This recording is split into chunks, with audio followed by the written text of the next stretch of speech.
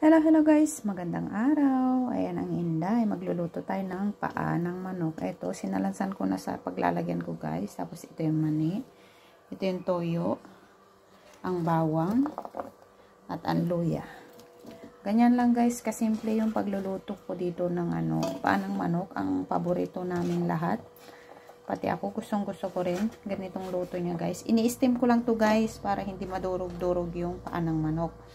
Para pagka magkakain na buo pa rin siya guys, buo pa rin yung manok. Kaya ini-steam lang po namin dito. Tapos ito yung mani. Ayan, ganyan lang guys. Ihalo-halo na lang natin. Tapos ilagay natin ng toyo. Ayan.